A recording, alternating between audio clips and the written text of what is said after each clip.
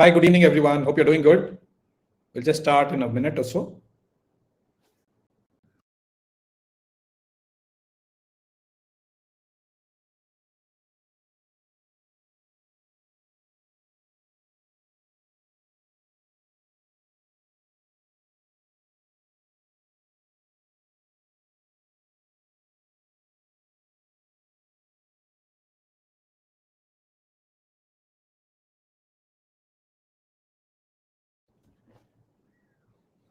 Hi, Naresh. Hi, Abhishek.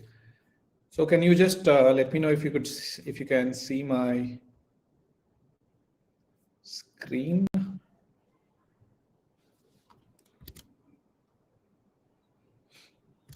Okay, is it moving? Like last time I realized it is not moving. Does it move? Thank you, Abhishek. Thank you. So I'll start off in a minute, in less than 30 seconds.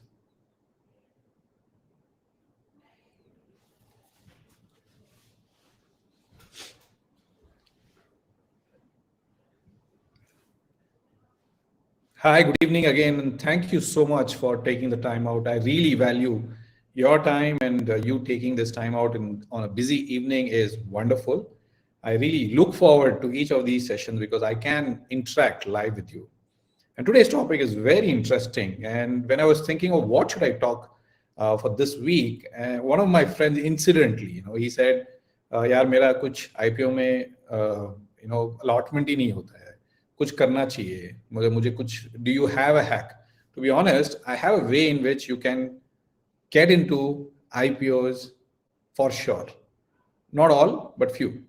If you want to know, please wait till the end. But before we start, tell me what is an IPO. Don't tell me what is the full form of IPO. What is an IPO?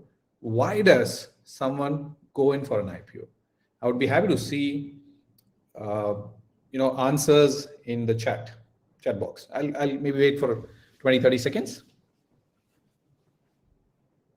Thank you, Vijay. Thank you, Abhishek. And see if I generally my question is, why do actually people go in for IPOs?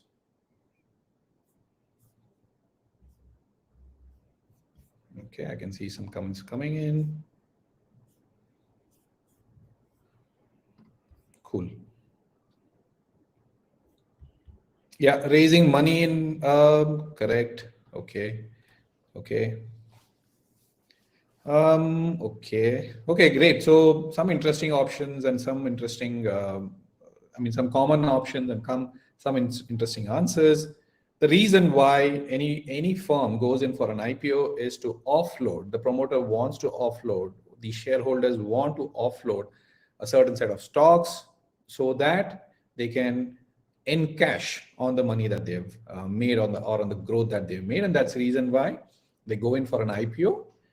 There are many other ways of raising funds. They would have done some private equity, they would have done some venture capital in the initial years and all that stuff.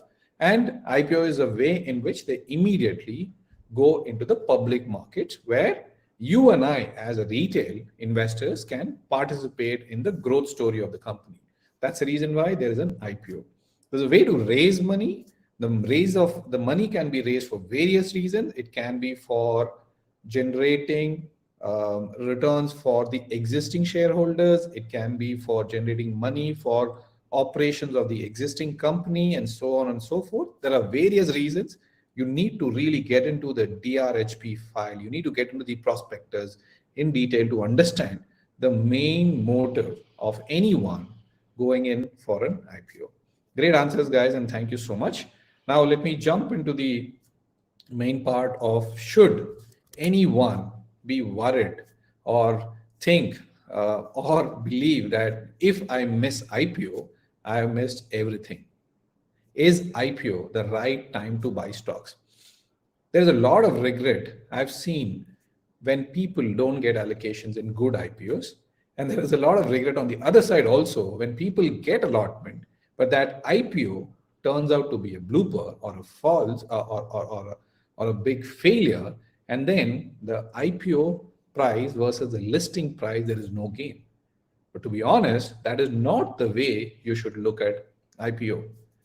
Let me start by summarizing. Let me know, guys, if you're seeing my sheet of IPO performance. I don't want to miss like what happened last time, so that's why I'm asking. Okay, great. So let me start by summarizing in this year, how has been this financial year, how has this financial year and the one that is running right now has been for IPO. So for every 1,000 rupee invested in all the IPOs put together, you had a tremendous amount of listing gains to the tune of about 28.5%. In the sense, if you've invested in all the IPOs and exited on the day of listing, the gains work out to 28.5. So your 1,000 would have become 1,285.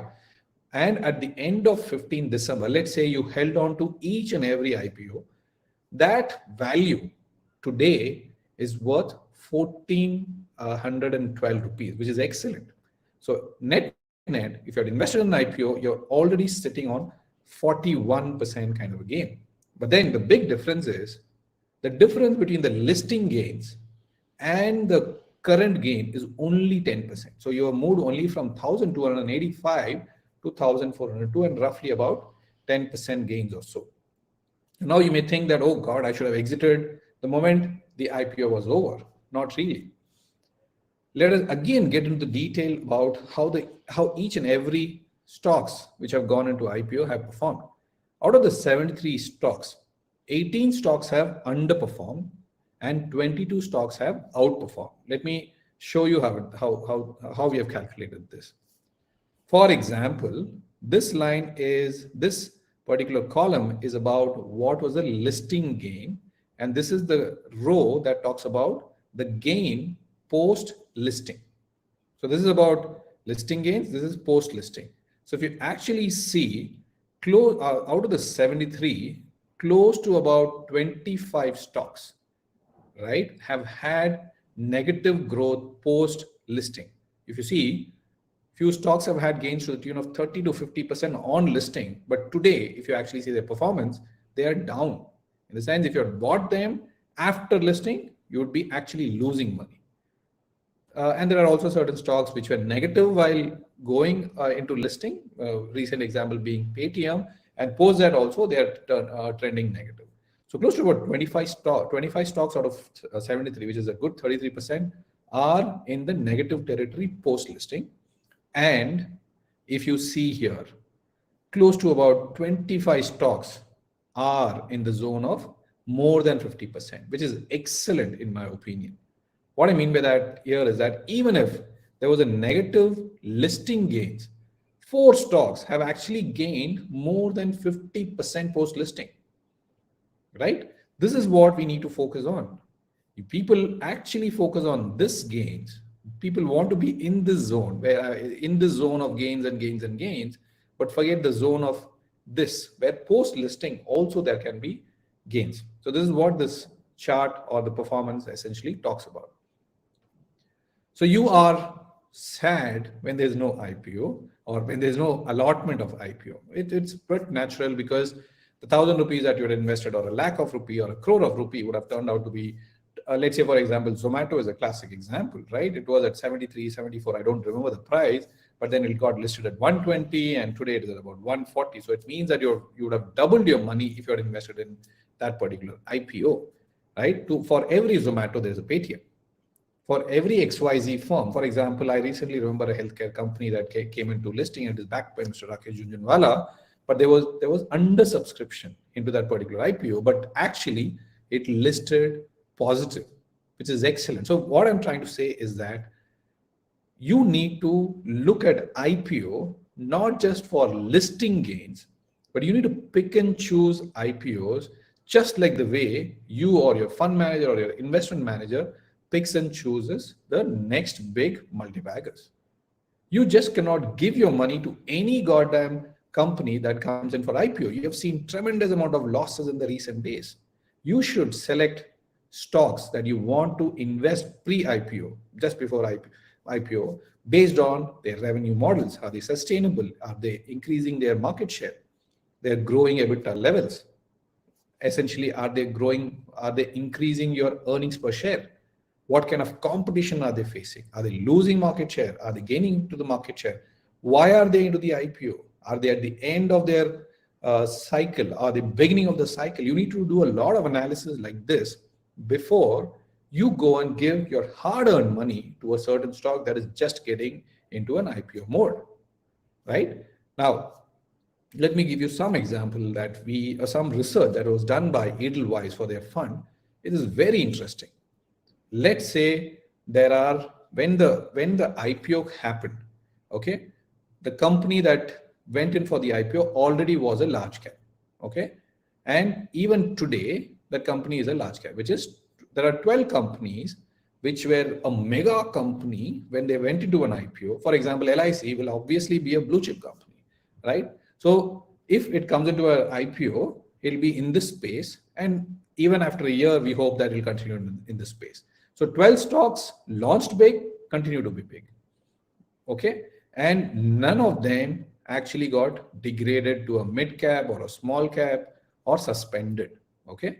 But interestingly, there were about 8 companies which were a mid-sized companies between 2015 when they were and 2021, about 7 years, 6 years of during the IPO phase, but then they became large cap. Just imagine the kind of money that you would have made by staying invested into that IPO. You have to stay invested into that IPO. And then there are 4 companies which are in that small cap space, which turned out to become large cap, right? Are you able to see? Okay. Are you able to see my next slide, which talks about size bucket at time of IPO?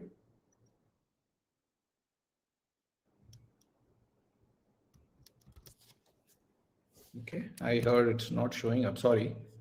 Great. So you're able to see small cap, large cap, mid cap, correct?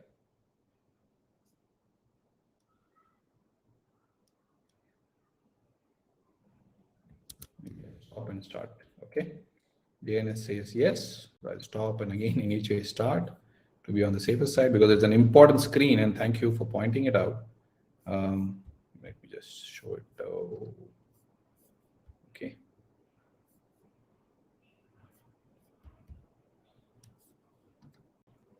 Okay.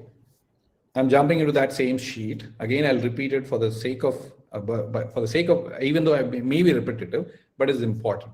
So what I'm trying to say is, yeah, when companies come into an IPO, they may be a large cap company already. They may be a mid cap or a small cap company.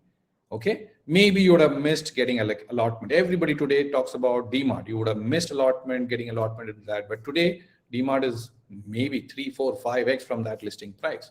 Okay. What I'm trying to say here is that if there are about 8 companies between 2015 to 2021 that were a mid-cap company during the time of IPO, but today they are large cap company. Just imagine the wealth that particular company would have created for you. Forget it. There's even better news. See that there are 4 companies in the small cap space when it was launched or when the IPO was launched. And today it's a large cap. This, if I'm not wrong, would be growing at about 40% CAGR over 5, 6 years. Just imagine you're literally doubling your money every 2 to 2.25 years. Can you believe, that kind of wealth creation can happen in any other stock? No, right? So what I'm essentially trying to say is that it is good, pick and choose good IPOs. Even if you don't get allotment, don't really worry. If the company is good, you should invest. If the management is good, you should stay invested or buy after IPO. What's wrong in that? I even today, you can see there are a lot of good companies that are going to come into IPO, which are well managed. They're just exiting maybe to profit out a little or give an exit to the old partners and things like that. But they're great companies. You should pick and choose them and invest. Well, one more word of caution is that there are about 86 companies which are small cap. They continue to be small cap. But there are about 5 companies which were in the mid cap segment when they were launched, and today they are in the small cap segment, which means that the company has lost money for you significantly. And the biggest, so here again, if you see the IPO, during IPO, there were about 22 companies in the small cap space, and today they are in the mid-cap space. Great news again. And there are about 4 companies only which were in the small cap space. And today, they are no more, they are suspended due to some corporate action, or they may have demerged. I don't know what would have happened back then. So what I'm trying to say essentially with this particular slide, and only this slide, is that buying good companies post IPO is a great idea. You just need to buy the right set of companies. And finally, this is my hack. Let me know if you can see the last slide which says selection pre-IPO. Great. Thank you, Vijay. So selection pre-IPO. This is my hack to get into companies much earlier than they go in for IPO. Do I know when they're going to go into for an IPO? I don't know. These are unlisted companies today. These are companies which have allowed their employees or their shareholders, who can be directors or direct employees or someone else who have got hold of the shares of this particular company, XYZ company, the board has given them the approval to give the shares off into the public market to other retail investors, other institutional investors. Even exchanges like NSE is available today in the unlisted market, even though they are not listed yet, and we don't know when they will get listed. This is my hack to get into good quality companies before even they can think of IPO. It's been a little bit of a mixed bag, but more towards on the upside. Most of the companies, you may ask me this question saying that, okay, we invest into a pre-IPO company or unlisted company. I think that's a better word to use because you don't know when the IPO will happen. You invest into an unlisted company today, but then the IPO happens after 4 years. I have an example there. What will happen to the price of this? You'll be surprised. Unlisted market is becoming bigger and bigger every day. The prices of that unlisted company is also growing on a daily basis, on a monthly basis, on a weekly basis, provided they are showing better earnings per share. I'll tell you an example of Nazara. Again, backed by Mr. Takir Junjunwala, was available to us in the form of unlisted. When I meant to us, I'm not an exclusive investor. To all of you, much before its IPO in 2017 or 2016, if I remember right, and the price was somewhere around 400, 450 or something like that. And today, they have got listed, and post-listing also, today the price is at 2,370 rupees, which means that your money would have gone up by 5x. I'm talking about X's and not percentages. I remember this is a trade which is close to my heart. The second one is Catholic Syrian Bank. I remember 1 year before they went into an IPO, it was December 2019. I remember we had bought it at 125, 130. I don't remember the precise price. And the IPO happened, and today it is at 262 rupees. Of course, it went to 325 and came down and all that stuff. Don't worry about that. But the prices have gone up by 2x. Okay. So these are the two listed stories, unlisted to listed stories, which I clearly remember. Paytm is one more company which was available at 1100 rupees or something like that, even before COVID. And today it is at, of course, it has come down quite a bit. There are certain rules. You can't sell off the shares before 6 months and all that stuff. But all I'm trying to say is that 1100 rupee share actually went in the unlisted market to as high as 4,000 before crashing it down to 1,500 or so. Now, what are good companies? What are the recent companies that I want to highlight? I'm not recommending anything. I'm not a stock advisor. I'm an investment manager. I'm just trying to show you the current unlisted market. HDB Financial is a HDFC Bank group. Today, the price is somewhere around 930, 920, somewhere around that. It did go to 1260, 1270. And it is from the high, it has come down by 35%. And from the low, it is gained by 40%. This low happened, 662 happened in COVID, exactly after the first lockdown. Reliance Retail is a great stock, in my opinion. It is doing extremely well.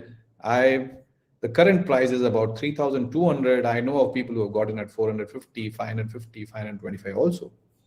Just see the gains from the lows, 262%. Chennai Super Kings. I have written articles. I've given a lot of my views about Chennai Super Kings. I remember it was about 25, 30 rupees also post the ban in 2018, around 2018 and all that. Today, it is at 180, 190. HDFC Securities, a company I think may never get into an IPO because they're doing very well. They are cash rich. Right now it's about 18,000. It did go to 20,000 and all that stuff. And finally, Tata Technology is a company in the EV space doing very well. It has already doubled up in price and all that. It was at 1,800. Today it is at about 5,500 or 6,000 rupees or so. So essentially, these are few companies that I want to highlight on how, while we don't know, Five Star is another company which has gone into IP. Five Star NBFC is another company which is already filed for its IPO. We don't know how the prices will react, but that is another company. But essentially, what I'm trying to say is, you don't have to really look for or worry about not getting allotment during the IPO. There are times when you can buy good companies much earlier, and there are also good time to buy IPO companies post listing, provided, the most important word, they are worth your money. The management is worth your money. I'm happy to take questions about unlisted, about IPOs, about investing in general. Looking forward. Thank you.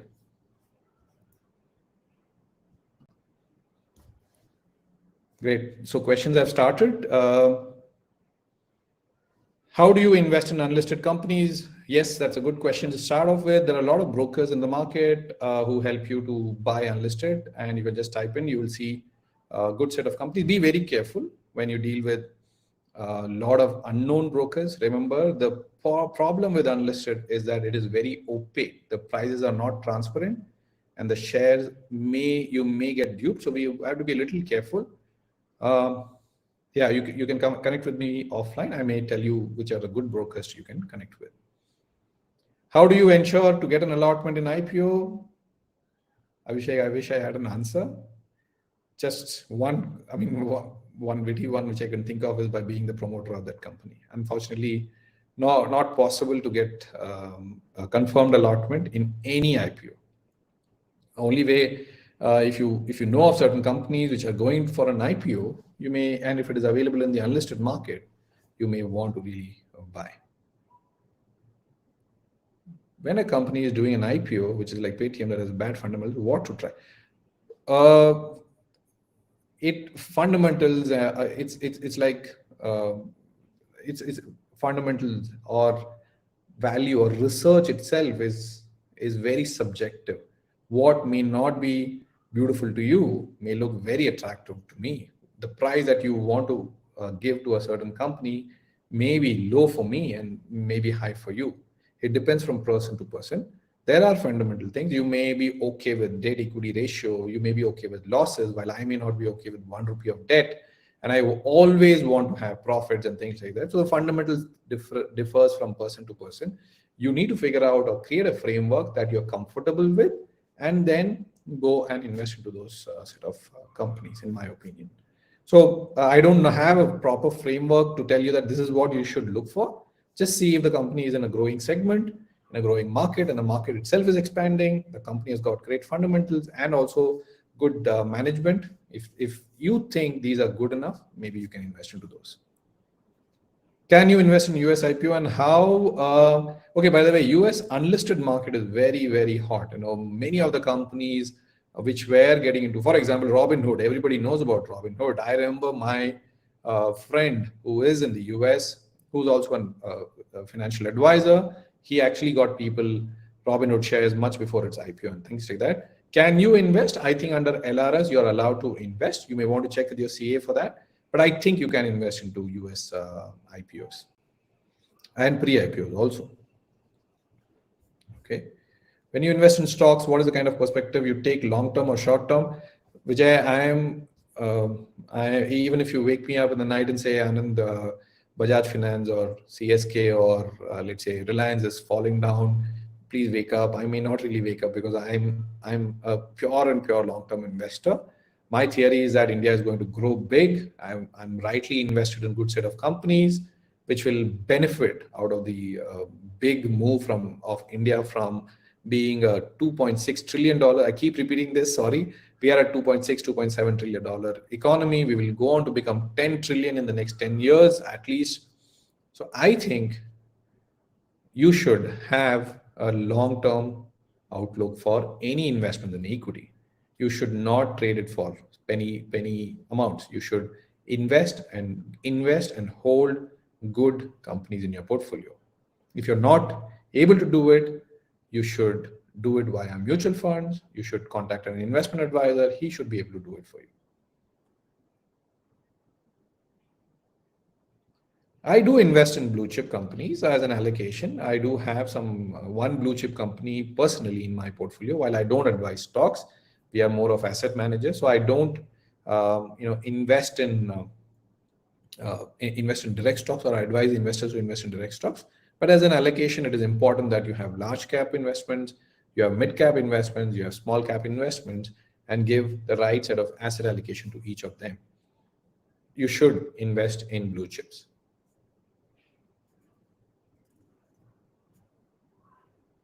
I have question about funds like IFL. Mohinder, can you be a little more specific on which IFL fund are you talking about? Yes, Raju, मैं हिंदी में भी बोल सकता हूँ. I'm a little, while I'm from Rajasthan, I was brought up in Tamil Nadu, so my Hindi may not be technically right, but please pardon me for that. But मैं अच्छी तरह से हिंदी बोल सकता हूँ. Vijay, in terms of long term, how long? The thing is, आपका जो पैसा है, it is hard earned money. अगर आप किसी को पैसा देते हो, अगर वो कंपनी अच्छा कर रही है, तो आपको उस कंपनी में तब तक पैसा रखना चाहिए जब तक वो कंपनी और उसका मैनेजमेंट अच्छा काम कर रहा है. इट कैन बी, वो 2 साल भी हो सकता है, वो 20 साल भी हो सकता है, वो 2 महीना भी हो सकता है. So the long term, don't tie yourself to long term word. अगर वो कंपनी में कुछ प्रॉब्लम है और आपने आज ही इन्वेस्ट किया है, आपको कल का कल ही उस कंपनी से एग्जिट कर देना चाहिए. Because you continue to hold good companies till the time the companies continue to execute and acquire more and more market share, increase आपका जो earnings है वो हर बार increase कर रहे हैं. That is when you should continue holding to them.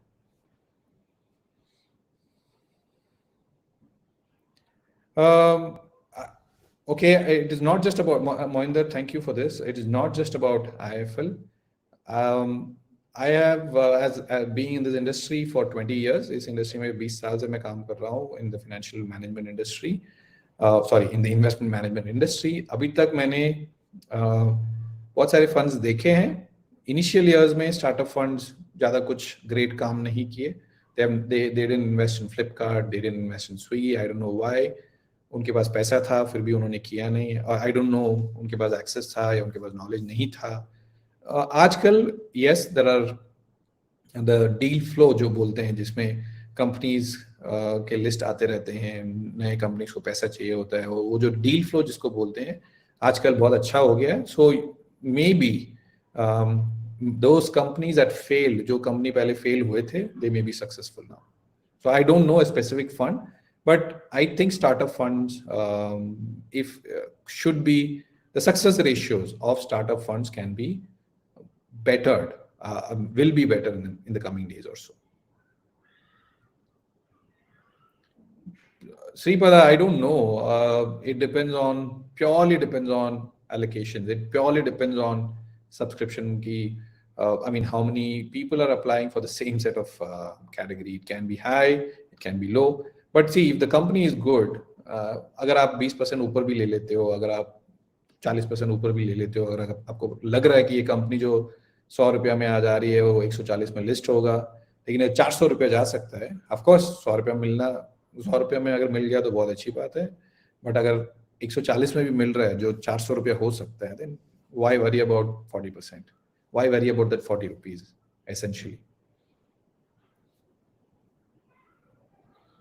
Hi, Gam. So that's a nice question. I track, so as I said, we are investment managers. We have our own, we have tie-ups with in world's largest research analysis firm, which gives us data on fund analysis, on stock analysis and things like that, to figure out or to give us, we do an X-ray of your portfolio and then give out reports.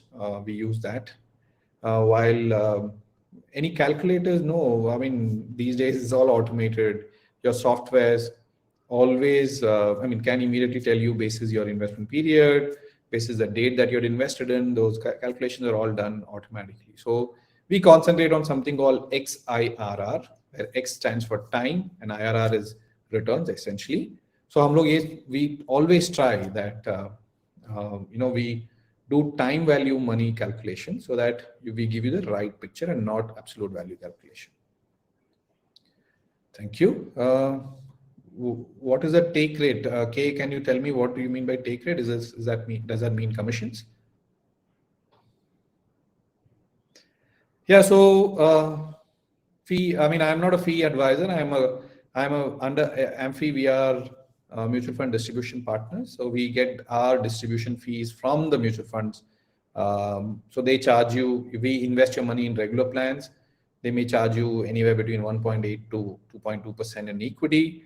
And we make, it depends from firms to firm. It depends on how well or how large we are and things like that. So we may get up to 40 to 50% of that as commissions. And we don't charge a fee. We are not allowed to charge a fee. We don't charge fees for portfolio analysis or doing this. We are under Amphi. We are an AR and Amphi registered distribution partner. So any other question? I'm happy to talk.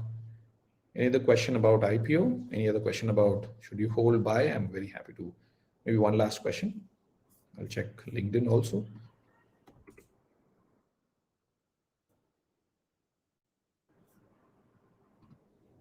Just checking.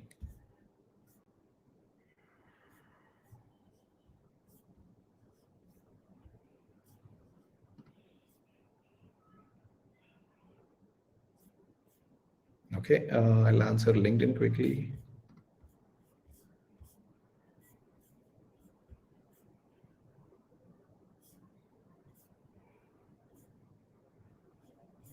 Okay, so I think Vijay, so yes. No, ऐसे कुछ नहीं है कि there's a lot of speculation in the beginning and all that stuff. Yes, people don't know much about the past. It's not as while the reporting is very clean, everybody has to report their past and stuff like that. When I mean past, जो पुराने balance sheets है, जो पुराने the P&L statement, all those are available, but not as easily available as a listed firm. So maybe there might be a little bit of a speculation. Maybe there's a demand and supply situation जिसके कारण आपको जो price जो होता है, maybe it can be little high or little low and things like that. But IPO में लेना चाहिए पहले की बाद में. I'm very clear. I'm very very clear that आपको अच्छी कंपनी कभी भी लेना चाहिए. वो चाहे कोई भी अच्छे प्राइस में मिल रहा हो या थोड़ा ऊपर मिल रहा हो या थोड़ा नीचे मिल रहा हो. If it is a good company, you should buy that company and not worry about 5-7% here and there. If you're going to buy a multi-bagger, 5-7% would not make any kind of a difference at all. So speculation, market में views, you can call it views, right? आपका जो view है वो मेरे साथ differ होता है. That is when you and I get into an agreement where so that we get benefited out of one of our views. So speculation, you can call it a view or you can call it whatever. वो तो हर level पे होता है. So happy to invest in good companies at any levels also, whether it is IPO, post IPO, pre IPO. Right, guys, thank you so much for joining me. I think I've answered all the questions. Very happy to see you every time here. And if you have any interesting topics, please let me know. I would very happily work on those interesting topics and come back to you every Thursday or so. Please write in if you have any interesting topics that I should work on. Thank you again for participating. It was great knowing you. Bye-bye.